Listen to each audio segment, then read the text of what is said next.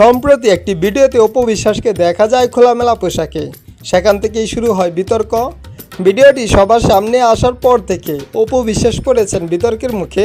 সবাই বলছেন বাংলাদেশি অভিনেত্রী হিসাবে এমন পোশাকে তাকে একদমই মানায়নি। অন্যদিকে সোশ্যাল মিডিয়ায় গ্ল্যামারাস লুকে ঝড় তোলার পর এবার নিজের জনপ্রিয়তা নিয়ে আত্মবিশ্বাসী মন্তব্য করলেন ঢালিউড কুইন অপু বিশ্বাস। সম্প্রতি নতুন সাজের ছবি প্রকাশ করে নেটিজেনদের প্রশংসায় ভাসছেন তিনি। এরই মধ্যে এক অনুষ্ঠানে সাংবাদিকদের মুখোমুখি হয়ে নিজের ভক্ত সংখ্যা নিয়ে কথা বলেন এই নায়িকা। অপু বিশ্বাস দাবি করেন দেশের 18 কোটি মানুষের মধ্যে সিংহভাগই তাকে পছন্দ করেন।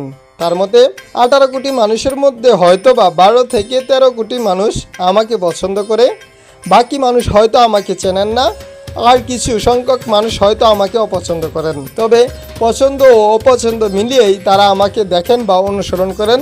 মাঝখানে নতুন সিনেমার খবরে কিছুটা বাটা পড়লেও বর্তমানে ব্যস্ত সময় পার করছেন অপু বিশ্বাস। অভিনয়ের পাশাপাশি ব্র্যান্ড প্রমোশন ও পারিবারিক ব্যবসায় মন দিয়েছেন তিনি। অন্যদিকে একসঙ্গে 2টি সিনেমার শুটিংও শুরু করেছেন তিনি। এর মধ্যে কামরুল হাসান ফুয়াদ পরিচালিত দুর্বার সিনেমায় তার নায়ক সজল এবং বন্দন বিশ্বাস পরিচালিত সিক্রেট সিনেমায় তার বিপরীতে আছেন আদর আজাদ।